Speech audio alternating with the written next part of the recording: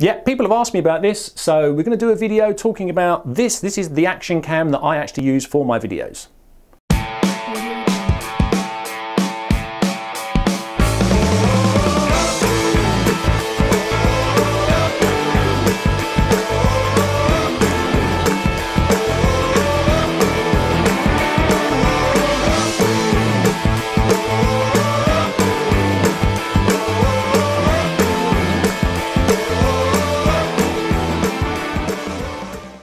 So this is the Garmin Virb XE.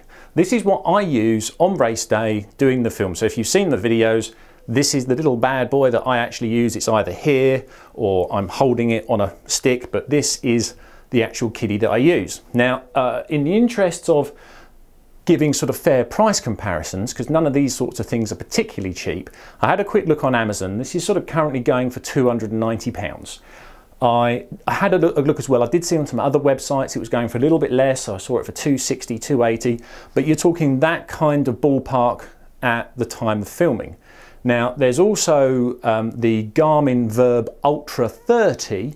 That is a 4K upgrade to this. However, it's more expensive. I saw that up for £335, and it needs an exterior case for the waterproofing, or look like a partial case, whereas this is waterproof as it is right here and now.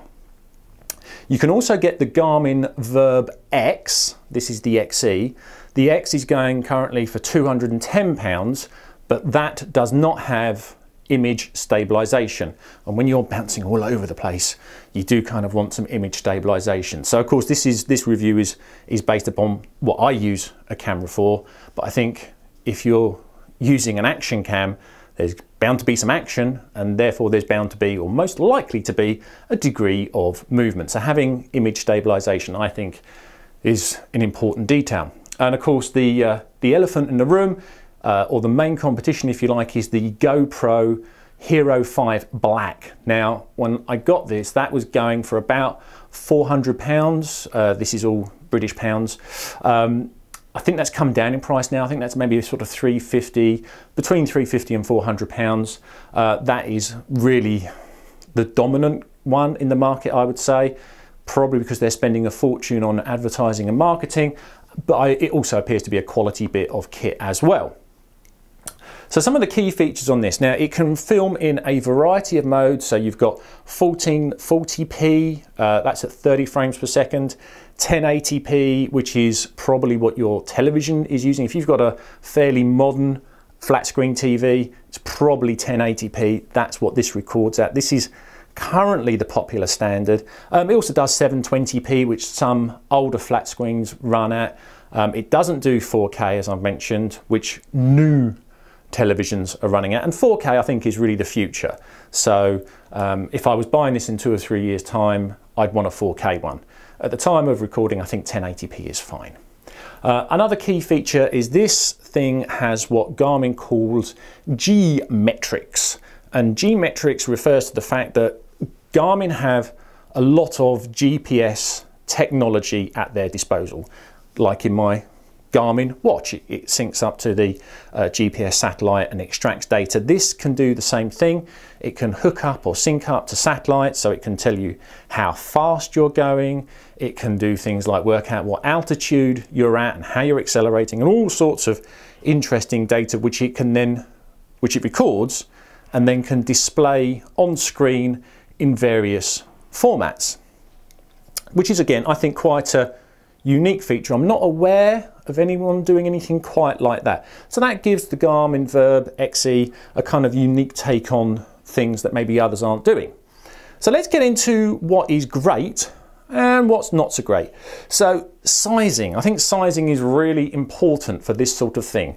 Yes, you always kind of want these to be as small and as light as possible, because you're either going to have it here, or you're going to be carrying it on a stick, or it's going to be, you know, wherever it's going to be. You know, some people have them mounted on their chest or something. I think for the technology that's within this, I think the size is fine. Yes, obviously I'd like it smaller, and yes, obviously I'd like it lighter, but you've got to be realistic where technology is currently right now. It also uses the standard kind of fitting, so that it uses the same fittings that GoPro use, so getting adapters and handholds and things to attach it to is really easy and actually quite affordable. So there's a whole wealth of stuff that you can use. You don't have to use Garmin's own brand of stuff. There's many brands out there that will fit easily on there to hold it in place. It's also waterproof to 50 meters as it is out of the box, and I think that is hugely impressive. I think the GoPro's waterproof to about 10 meters. Now, I don't generally go 10 meters down in water, let alone 50, so I don't think there's really much difference there, but suffice to say, it's nice and waterproof out of the box, which is awesome, and it also seems nice and rugged in its construction. It's also very easy to use. Now, to save battery, I normally just flick it from all the way off and literally just flick that switch there, and that's all the way on to recording, and it takes 2 or 3 seconds and off you go. And then once I finish, literally so it can be up here and I can just feel this switch, so I can flick it backwards and forwards very easily, and I do it that way to minimize any battery usage. So I think the ease of use is very, very good as well. But it's not all popcorn and toffee apples. There are a few issues, so let's get into what's not so great. Now, this comes with its own software. I tried using the software and I had some very specific bad issues with it.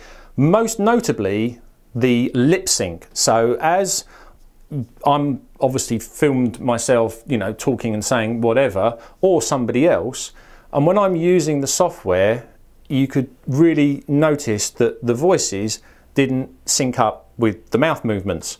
And yet when I used the same footage on the normal video editing software that I regularly use, where I just pull the data straight off and didn't run it through its own software, had none of those issues. So what's going on with their software, I don't know. Tried it more than once, just never got it to work. And if you want to use the G metrics, you know, so the speed, altitude, all that kind of data, then you kind of need to run it through their software, which also I didn't find particularly, I don't know, it was very, very, very basic. If you want to do something very simple, then it might be fine. I don't think what I use this for is particularly complicated, but I didn't find their software package helpful or really working that well. So yeah, which means that the whole G metrics thing just kind of goes out the window. So yeah. The other big thing with this is the battery. The battery is, I mean, maybe it's okay for the size. I would have expected the battery to last longer. I mean, depending on what you're doing and how you're doing it and how you're filming it and whether you have the GPS and everything turned on, I'm finding over the time it maybe lasts an hour, 10 hour and 20 minutes roughly. That's why I turn it all the way on and all the way off. I have all the settings turned down to 0. So I don't have the GPS turned on, I don't have Wi-Fi turned on, because you're supposed to be able to sync it up with your phone, but I have all of that off to maximize the battery life, because this thing does give you a little bit of battery anxiety, depending on how long you're filming for. If I'm doing a shortish race, then I don't worry. When I'm doing a longer race, I do worry. Now, you can get additional batteries, but changing them on the fly is a real pain. It's difficult to get the battery out. It's like really rammed in there. So, and if you're doing an obstacle course race where you're gonna be getting wet, you don't want another battery on you because that needs to stay dry. So are you gonna start wrapping it in a little carrier bag? Oh, it's just like, no. So, you know, when they bring out a new one, I'd really like to see a much better battery life. That's a real, having said that, you can work around it. It's just a concern. It's something that you feel when you have it. The connectivity, as I say, I didn't find it was easy to connect. Before, I worried about turning everything off. I mean, I do have a Garmin watch. I had the app on the phone. It didn't seem to sync as easily as I thought it should, but now I don't worry about that because I turn all the syncing off, but it's just there. And the other thing is, well, it does have image stabilization. When I look at videos shot with a GoPro, it feels, and this isn't a fact, but it feels like the stabilization or the image stabilization on GoPro videos just feels a little bit better than this. This is okay, but I think possibly the GoPro stabilization might be slightly better. But as I say, in the interest of fairness, I'm not 100%. It could be that my hand's a bit more wobbly or a bit more bouncy. That's very subjective. But the GoPro is more expensive.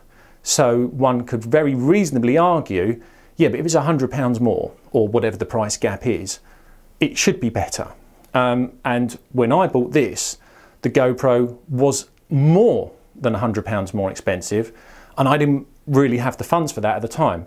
So I think you have to look at this in the price bracket that it's at, and at that price bracket, yeah, I'd say it's a good bit of kit. Yes, it has issues, but none of them are insurmountable. You hopefully have seen some of the videos that I've taken with this, and I don't look at them and think, oh.